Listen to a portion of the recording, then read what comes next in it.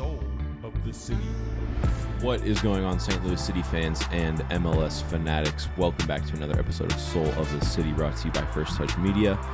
Today is Sunday, February the 25th, and last night St. Louis played to a 1-1 draw against Real Salt Lake. It was the home opener, quote-unquote, even though we already played Houston Dynamo on Tuesday. And it was a performance that I think most of us are probably going to be disappointed with. Left a lot out on the table, but was an overall really great match day experience. The Clydesdales were out there for the season opener. St. Louis hip-hop artist Smino did a concert along with some others. It was all set up to have a beautiful evening of St. Louis City victory, but we fell short, guys. Say something. Yeah, everybody wanted the victory but the team, I guess. I don't know. They didn't really come out to play. I don't know really what to even start with. Like, there's not that much to analyze when the team just sucked. I mean, we can definitely talk bright spots. I think our newest signing, I won't say newest, but our new signing, Thomas Tortland, is looking miles ahead of most of our roster, which I think is a great sign. Roman Berkey, I thought he had a great performance, had at least two big saves, class saves. Yeah. I mean, Tortland, I think you can see the difference in the scoreline because last year I think Diego Luna ran circles around our team, and this year kind of non-factor in the game. Silenced. So it's always good to see that. I mean, it's weird. Last year we were all like, oh yeah, our wingbacks are the weakness. We got to kind of strengthen that area. And while I don't know if Marcanic had the greatest performance last night, Tortland looks nailed on starter every game. And it looks like we're going to have some injuries in the middle of the park, as well as kind of midfielders not really playing to their standard. I thought Leuven had his worst game in a STL shirt. Like, awful. Like, couldn't string passes together. And I'm sure that people out there will say, well, you know, the one moment of brilliance in the game is that ball that he plays to Adeniran. But I feel like Adeniran has a lot to do with that ball. Yeah, it's honestly crazy to categorize it as an assist considering just how much Adeniran did to make that happen. Dude, he heads it over the defender, runs around him, beats another man inside of the box, and then puts it in side netting. It's an assist, sure, but I don't know if it was doesn't redeem the performance in any way. Like, when you think about assisting somebody, you think about putting it on a plate and the striker has an easy goal from there. Adeniran kind of gave Leuven an assist on this play. Yeah. Yeah, I mean, if you didn't look at your phone and see that it was Leuven that passed the ball, you could easily have not realized he was on the fucking field last night. Yeah, seriously. Legitimately. Yeah. Yeah, I mean, like, dead balls, he was fine. I thought his delivery from dead balls was good. Corners were good. Free kicks, I thought he at least tempted our players. But in this game, we go with a 4-2-3-1. Klaus gets the start, and I think when we were playing the 4-2-2-2, there was a few more crossing opportunities from our wingbacks in those games. And in this one, obviously Nokvi, Thorson, and Celio get the start on the two wings. And they weren't quite providing, I think, what our wingbacks normally are doing. I mean, Thorson was a non-factor. Ghost. Yeah. It kind of it was weird because I felt like at least the game last week we had an identity and we stuck with it. This game, it didn't feel like we had a game plan at all. And it didn't help that, like, every time we got the ball, there was always just somebody forcing a pass or dribbling too many times. AZ dribbling. I mean, sometimes it works, but when you're just forcing it and it's not working, you got to try something else, you know? And we didn't really have an identity. And then we decided to switch to a 5 in the back, which, like, instantly got a goal conceded on us. Nerwinski got torched, just Yeah, put in a cooked up. blender. As soon as he came on the field, it just felt like it felt like a management issue in a lot of ways. But it also felt like the players were just, let me try to get rid of the ball as fast as possible. And it just didn't work. It was just bad. Yeah. We were lucky to get a point. It's so true. And with a big, like you said, with a big formational change like that changes entirely how we play. You know, we went from relying on Thorson and Celio to provide width to like the two wing backs, and then there's three center backs essentially. It totally threw all of the chemistry that we were trying to build throughout the game off, even though the first half was also pretty ugly. I mean, it's just like Sam bailed us out. Without that goal, we got dominated. They had like 60% possession. Their XG was like double our XG. Yeah. It was just bad. It was embarrassing at home. Like, I think that a lot of the whole opening night, it's kind of gone after we've already played a game at home and won that game. Like, that was our home opener Tuesday night at home against the Dynamo. At home is at home. I know we still shouldn't have a performance like that, absolutely. But I think that the boys definitely didn't show up for it, but it's not like they thought it was like the home opener, I feel like. Not that they should ever take a game less seriously than any other, but I think that part's a little bit overblown. And then I just don't understand why we would change. Like, look, at this point, Carnell is who he is, and we're going to have to deal with it until we don't. But, like, changing the identity and, like, play style of the team rather than keeping the identity and play style with the same formation and then swapping pieces in and out is never going to, like, make sense to me in any way. Because we played a 4-2-2-2 against Dynamo, and I don't know if that really worked. Like, it wasn't a bad performance. It was kind of middling. We came up with a 90th minute winner. They had a goal ruled out offsides that I think was really close. And last night, like, Nokvi didn't really look that interested. Celio couldn't really get anything going. AZ looked incredibly wasteful. Like, I see the potential there. He has a nose for the ball and a really high work rate and gets into great positions. But he's just, like, once he gets the ball, he just does too much or too little and, like, can't figure anything out. It's like he doesn't know when to give the ball up, and he just holds on to it until there's three defenders jumping on him, and then he still holds on to it. Yeah. I mean, it just looked like a kindergarten game at certain points, just like four people kicking at the ball in one spot. Well, I think the man of the match was their CDM. I don't remember his name off the top of my head, but like that tells you a lot about how the game was. Like, it was just a lot of midfielders not being able to like string passes together. It was like really, really ugly. I think their striker, what's his name? Arango was offsides like 5 or 6 times. I don't know. He scored a really nice goal, but it was just bad. It was not it was good bad. Performance. And switching to 5 in the back, so 33rd minute in this game, Tim Parker just kind of sits down. Not injured, a good sign. Injured, obviously. Yeah. And then to play 5 in the back when we're down our star center back is interesting because you bring on Jake Nervinsky, and I mean, some people, I was up in the press box and some people were like, oh, well, we'll bring on Jake. And it's like, well, is he really a center back? And I think we kind of saw why that's not the best. Yeah.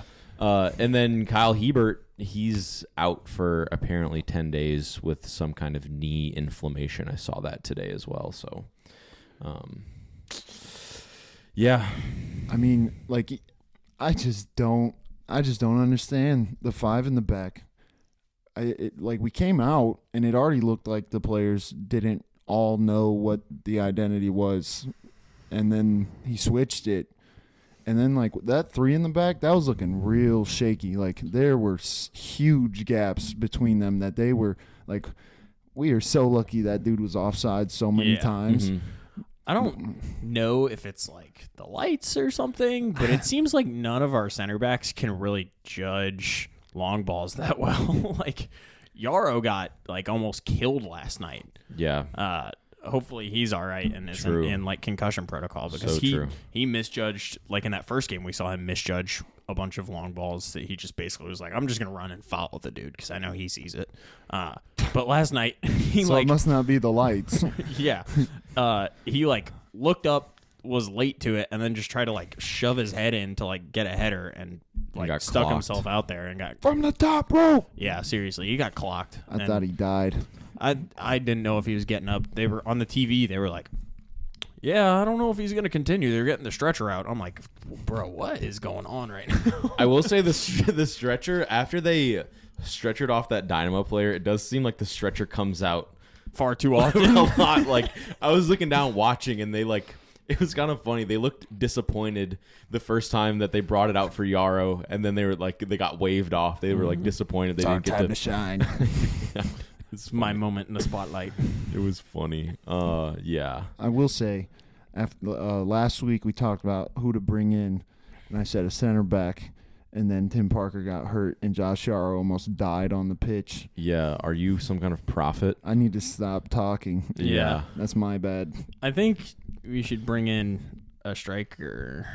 Why? Because I don't think Klaus is it right now. We have a Deneran. I know, but what's the depth there? Klaus on the bench. Yeah, but like Klaus does not look good to me.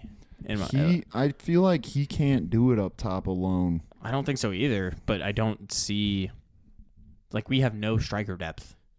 And like, that's we have those two. And that's one of our two DPs. Yeah. And so they're not going to move him to the bench. So the best case scenario is that we're playing two strikers, and Sam is making runs over the top, which opens up space for Klaus to kind of operate in. I think playing them both, like, I like that. Yeah, I like it too, but we don't have anybody else that can come off the bench. That's true. Like, is Nokvi going to play striker? He's not big enough, man. He has no physical presence in my eyes. Mm-hmm. I just think that there's one game in where we're facing some serious issues already. Some very serious problems. Well, and I think we don't look good. Yeah, I think I feel like I called it early on that, those goals are going to have to be made up, and while Gioacchini isn't physical prowess either, he still could make goals out of almost nothing, and we're missing that this year. I'm hopeful that Klaus is going to be able to get his scoring boots on, and we're going to be able to find him, and he'll be able to come back to what he was last season.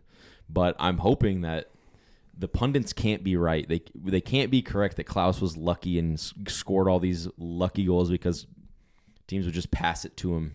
Like, we need to see some production starting soon. Don't make that face. I'm kidding. I made that face. Yeah, I know. Look, he scored some bangers last year. Like, they're not all lucky. Like, in the first game of the season, he took a long ball and rounded a defender and then Trevelleted it into the bottom corner. And then there's 2 goals against KC. Yeah, the 2 goals against KC, both volleys, both disgusting. Yeah, like, he's got talent. I just think that he can't be a lone, wolf up top because. I don't think he has the pace for it. Genuinely, I don't know if he can beat like all the center backs in the league, and that's kind of what you need out of your striker at this point. When we're not really making the space otherwise, like Sam comes on the pitch, and within minutes we play one long ball over the top, and he scores. Yeah, and that was our identity last season. A lot of last year. Try to get mistakes and then counter, and. That's what I'm talking about with the identity. It's just like there's nothing there in that game. I'm cool with the dump and chase if we got Sam in the game because the MLS sucks and he can capitalize on that. You kick it to a corner and dude's fast as hell, and that's good. But other than that, like start the man or start both of them. I also don't think 2 attacking midfielders is the move either. Because neither were the 2 attacking midfielders Leuven yesterday. and AZ. I think Leuven was playing like more of a box-to-box role, and then Blom was then that's an issue. I mean, I guess, but I think that's what Leuven wants to play is like a kind of deep distributor. Blom breaks up the play, passes it to Leuven. Leuven picks his head up, finds somebody. Well, then maybe AZ needs to get sat for somebody. Speaking of Blom, he will be not credited with an assist on Adeniran's goal. But if you watch him break up that play to get the ball to Lewin, that is just like a summary of how he played the entire game last night. I thought he was sensational in winning the ball back and being able to help us break out from behind. Wasn't like Wasn't that when he like basically the dude like runs into him and he just like takes the ball in like a turn and turns off of him and then just passes? Yeah, he's really, really talented. Yep. Yeah. I'm still so happy with him, and he needs to be. I mean, after that Leuven performance, I wouldn't be surprised if we run that same lineup back with Durkin as the other I'm player. cool with that. I'd be cool with it too. I mean, if Leuven seemed kind of disinterested at the end of last season, like if you're not here to play and like put it all out there, like that's fine. Mm-hmm. But we don't need that. And that's the thing, like, if he's playing a box-to-box CM, but he doesn't want to put it all, that's the worst kind of CM that you can have. Is a box-to-box that doesn't want to put it all out there. Like, the whole point of a box-to-box CM is to put it all fucking out there. And in the Dirk does that. Yeah. Oh, Durkin's gonna get some reds this year. Him, and I see it in Totland as well. They both go into some challenges with them studs up. Hell yeah. And it's gonna come to bite us, but I like them as players. So yeah. In the post game, Lewin did, he did seem pretty upset with the team's overall performance, and I do like he's our other DP, right? Like we need performances out of these guys because in the MLS the DP is like the big money role. It's the big time big star role, and we need those performances out of those guys. Yeah, it's essential, especially when we're playing down a DP. Is Leuven a DP? We're only using 2 of our slots. I thought Berkey was one of them. I'm pretty sure it's Klaus and Leuven. Okay, all right.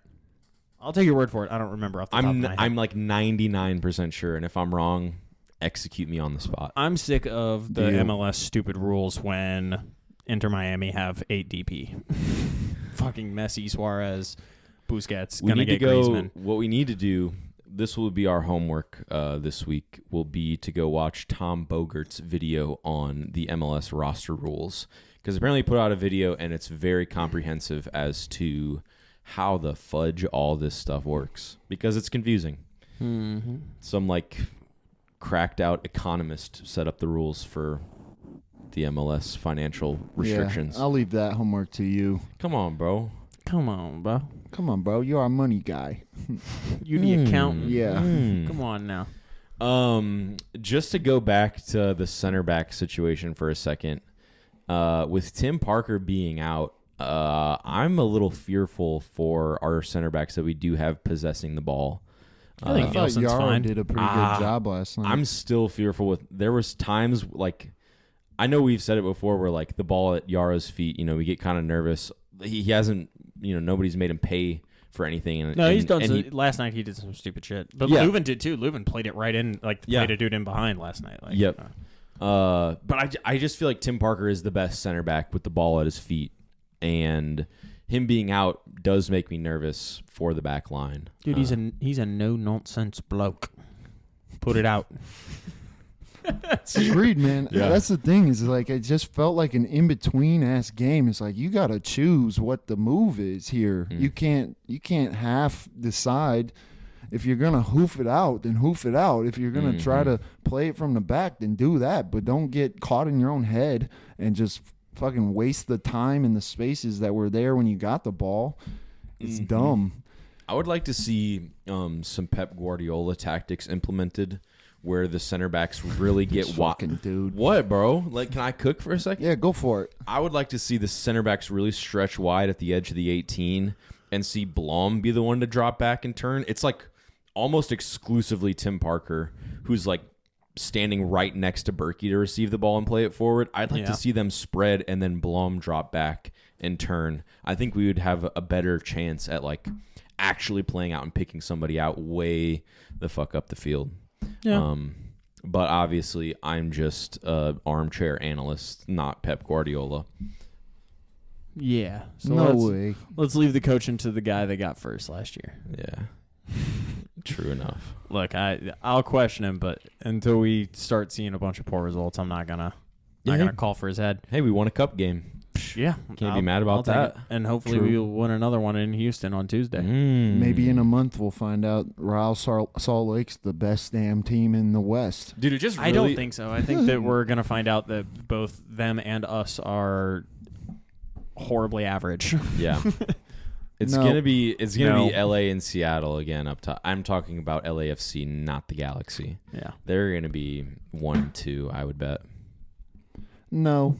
No, I don't think so. No, actually, St. Louis. Then we're gonna be 0, Okay. right above them. Yeah. Okay. Sure. No, we're not. Yeah, I mean, we were out there doing interviews yesterday. I think the consensus is that we're going to be a little worse this year. Most people have pretty realistic expectations of like 4th, 3rd, maybe like after the 2 performances I've seen, I could see us even being lower than that, and we'll still get into the playoffs, I think. Mm-hmm. But I don't know. There seems to be a lack of creativity, just like we saw last year. Mm-hmm. One thing that I like seeing is Totland getting up the field. He had a couple nice hits last night from outside the 18 that he was able to take. Yeah, true enough. And so that's, I mean, like, I understand the idea of doing the 5 in the back so that him and Markinick can go up, you know? Mm-hmm. But we don't have the center backs for that. So if we play 2 center backs in the back, then one of them has to be more defensive, which will be taught, but he's better at both Yeah. attack and defense. You're talking about center backs? No, Oh, okay. I thought you said center backs. He did say center backs. my but man is full not backs. following. You said Fullbacks. you said center backs. Yeah. Well, yeah, but- I'm saying two center backs, Right. with 2 fullbacks. Mhm. Yes. And you're saying one needs to be more defensive. You're talking about the center backs. No, Oh, you're talking about the wing backs. yes. Okay. Sorry. Yeah. I didn't Okay, follow. we're on the same page. Yeah. Totland's yeah. just better overall. Right. Yeah. Like, he's better And at so- both playing the ball forward and being a good defender. So that's what I'm saying. I'd love to have the quality to play 3 in the back. That'd be good.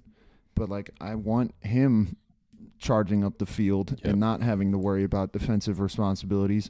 But that's not possible because the guy on the other side is not good at defense. Yeah, Mhm. Mark Yannick is a bit of a liability. Yeah. Yeah. He was waiting for balls to come to him a couple times last night instead Yeah. of going for it, which was a little bit disheartening. But Agreed.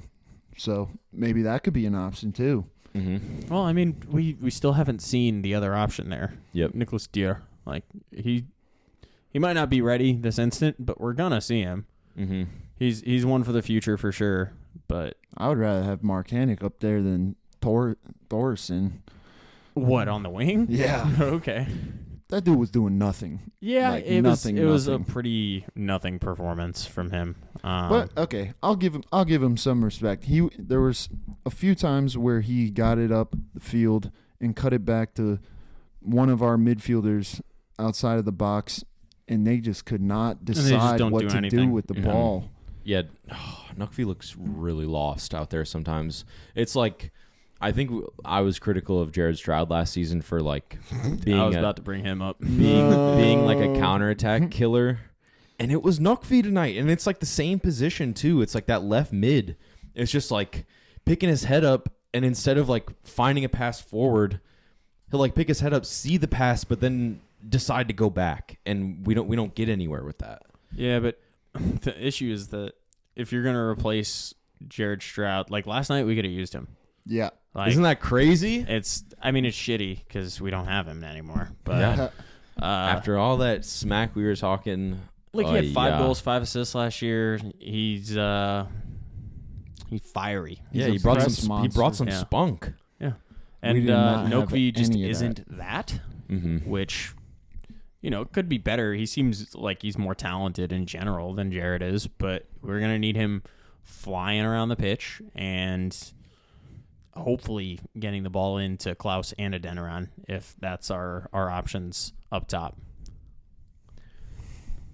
So, what formation do you guys want to see when we take on Houston come Tuesday? I want to see Blom, Dirk, and Leuven in the midfield. So I guess 4-1-2. 4-1-2-1-2. Yeah. The It's width the diamond. there- It's like 4-4-2 diamond midfield. correct. Yeah. Yes. Yeah. I guess. Yeah. Well, yeah, we saw that a lot last year, and some people were critical of it, but I do think that would be a viable option for us. With the strikers we have, I think it's like probably the best thing we can do. That and the 4-2-2-2 that we played in the Dynamo game on Tuesday were both kind of what we performed best with last year. Mm-hmm. And, like, I always love the prospect of 4-3-3, but it seems like if that's going to be, like we've been talking about, right? Like, we kind of want to see Klaus and Adeniran play with each other, and there's no room for both of them in that formation, and we're probably relying on wingers as opposed to our wing backs to provide the width. So, and those are our strong points, right? Like, fullbacks seem to be on the up for St. Louis City, and that's who you kind of want to see taking the ball up and whipping in crosses and all that nonsense. I think bringing Dirk on, even if it's just to run, like, will kind of give more of an opportunity for them to get up, because then he has the legs to get back and play defense. He impresses me every time he's on the pitch, just because he actually looks like he wants to be there. I guess that's not a very high bar to have. Yeah, I think that with him and Blom, you kind of have this like dual-headed smash mouth midfield. Hell yeah. That like you could let Leuven just kind of walk around until people pass him the ball. Right. Which seems like his kind of MO. Like he just wants to stand wherever he's standing. Like he presses sometimes and puts in a shift every once in a while. Yep. But he's more of a get the ball to me and I'll figure it out from there, Right, rather and that than gives I'm him going to that go freedom. get it. And it does give him that freedom. But then we have no, like, I don't want to see Indy at the CDM role. Like, I'm sorry. It doesn't work for me. So I don't know if we can play that. Like, if one of them gets injured, we can't run that anymore. And then Leuven has to drop into a CDM role, and that doesn't really work in my eyes. Wait, I don't know. why not just like 2 CMs and a cam? I mean, they can both play CM, but I think that both of them have tendencies that are more defensive than offensive. And I don't think Durkin might get up the pitch more, but we don't see Blom getting up the pitch like at all. And that's probably an instruction. Like, bro, don't go past half. And I'm cool with that. The whole idea was to get the fullbacks more freedom to charge up the field and get it to the 2 strikers. That's what I was running with here. Yeah.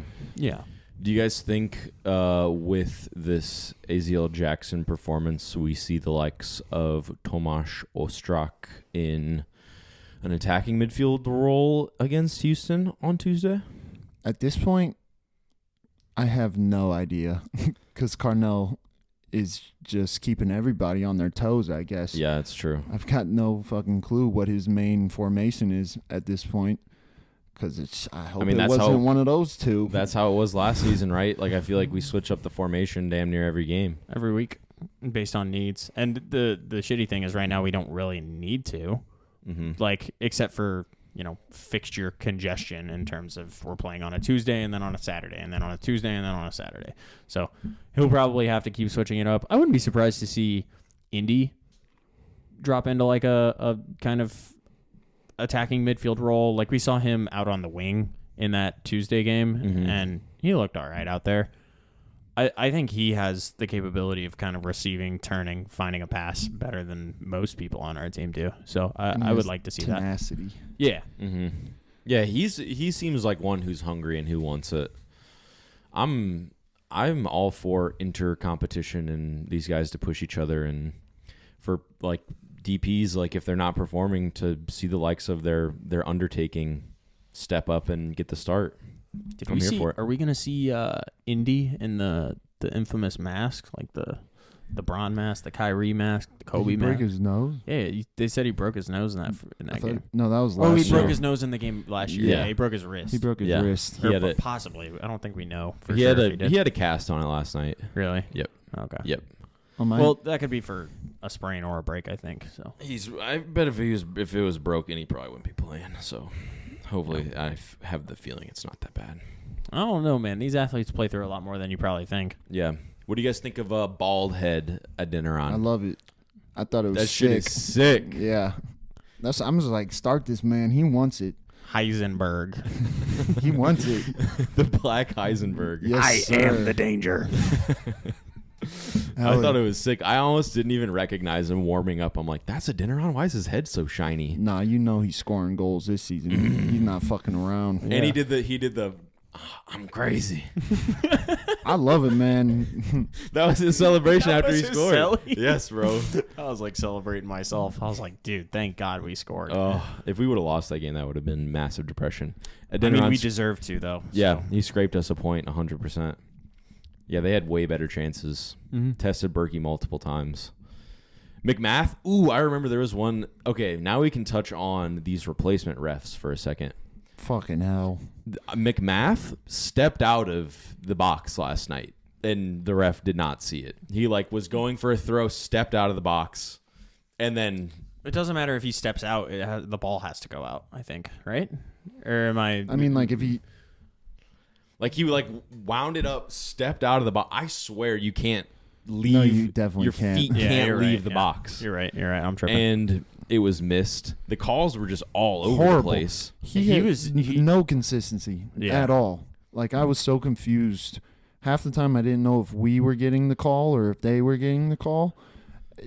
I don't even know if he knew. Yeah. He looked like he was out there just making shit up. Yeah. I was And flabbergasted. then when Yaro was off, he's like not letting him come back on. We're playing down a man, and the fourth official was involved, wasn't letting Yaro come back on. It's we're down a man. Let's get back to full strength here. It was crazy. And then we lined up that 3-piece substitution, and it was our throw-in, and he was about to just not let us sub. I'm like, throw the ball. Come on, No, man. what a jackass. Honestly, Yeah, I don't know. I was I couldn't even be mad. I was just so confused because he would call one call, and then 30 seconds later somebody would commit the exact same foul, and he'd be like, "Play on." And it's just it's not even fun as a fan to watch games like that because what do you even yell about? What do you even cheer about? Let's do away with the refs. Yeah, fuck the refs. Let the boys go out there and play. They can call their own fouls. Let the boys play. Yeah, there was the Celio penalty shout. I think that was overblown. Weak. I think that the people that didn't see it on TV and were in the stadium were probably like, "What the fuck?" And then everybody that watched it on TV was like, "Yeah, that's not a foul." Dude, there were so many times last night where me and Isaac would be screaming that moment. Yes, we're screaming and screaming at shit, the ref. and then 5 seconds later we'd look at each other and be like, Yeah, that was definitely not a penalty. maybe that wasn't a foul. Dude, and I was absolutely wrong. not. Yeah. One other thing that I noticed that seems different about this season in stadium is that we're not really seeing as many controversial replays on the big screen. I feel like we've been seeing some replays, and last season I feel like they showed just about every damn moment that was even close to being controversial, which I don't like. I think they're they should. honing their power control skills. No, they should definitely be showing it for sure. But I also think that could be something to aid these refs that aren't really refs, maybe because they're stepping in to do a job they're not really qualified for.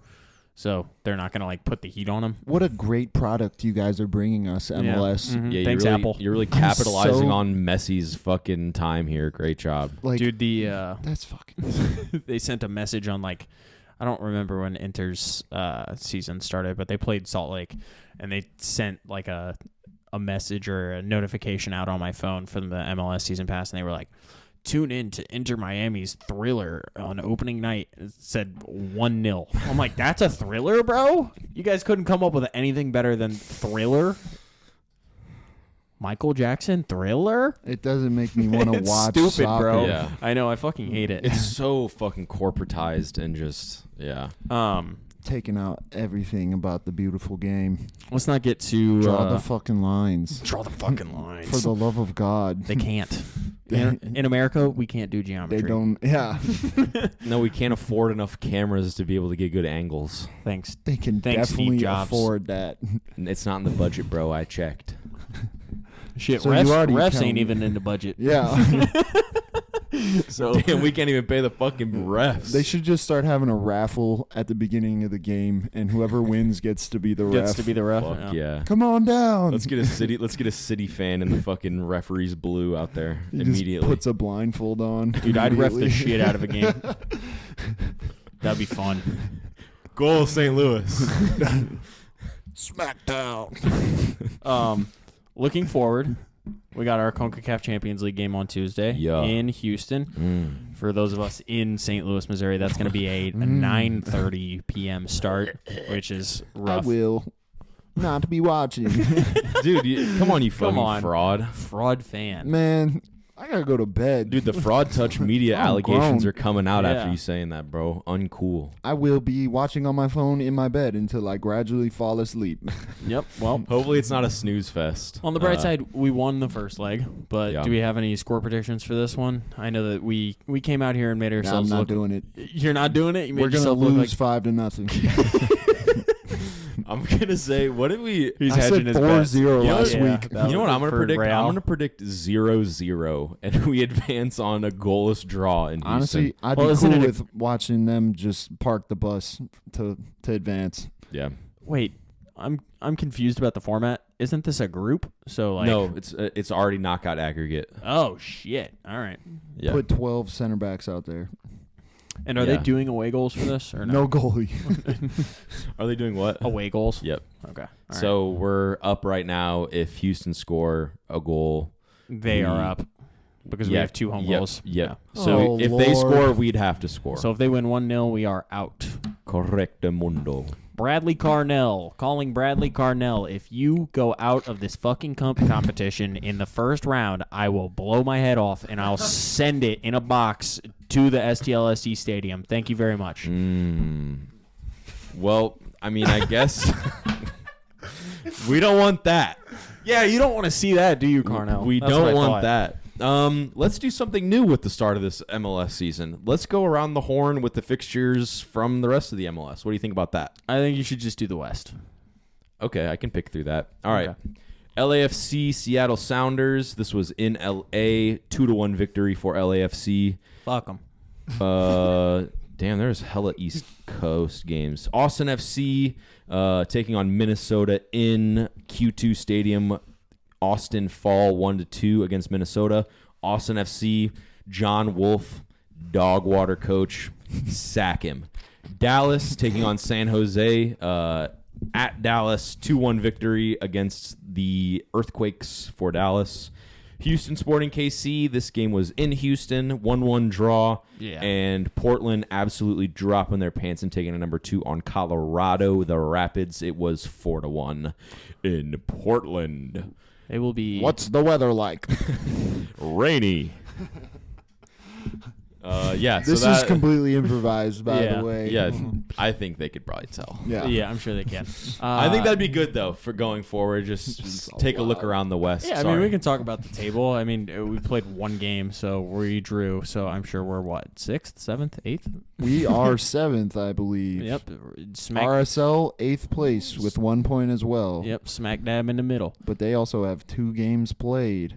Well, yeah, because they lost to Inter on the opening day. I wish we could have. I feel bad for the fucking Mormons, man. They had to go play Messi first game, and then they came to the gateway to hell. That's a Yeah. rough schedule.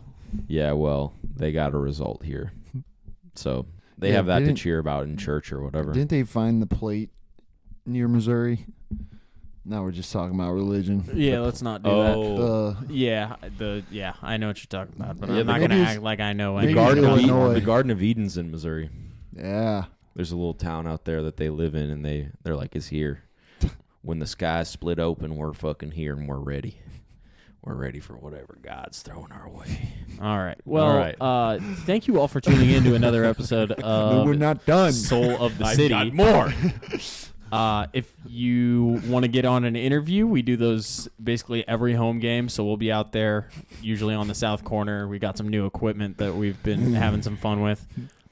Don't forget to like, comment, subscribe. Let us know what you think of the podcast as well as the different content if we've got shitty opinions. But other than that, wait for the next episode after Tuesday's game against Houston Dynamo. Yep, Wednesday comes after Tuesday, so look for it then. Shout out the Mormons. Thank you for watching this episode of Soul of the City, brought to you by First Touch Media and Anchor FM. Make sure to check us out on YouTube at First Touch Media, and all of our socials are at First Touch 314. Thank you for watching.